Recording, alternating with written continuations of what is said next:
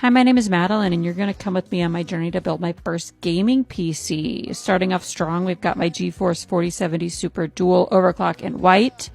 We've got the NZXT Kraken Elite CPU liquid cooler. We have, this is my 2 terabyte internal hard drive by Seagate. Next we have my motherboard, the Gigabyte X870 Aorus Elite. We've got 32 gigabytes of RAM from G-Skill. We have 2 terabyte SSD from Samsung. We've got Windows 11, shout out Best Buy. My CPU, the AMD Ryzen 7 7700X. And my big old fat case, the NZXT H9 Elite. Check out my next video where you'll see which very important component I completely forgot to purchase. Okay, bye.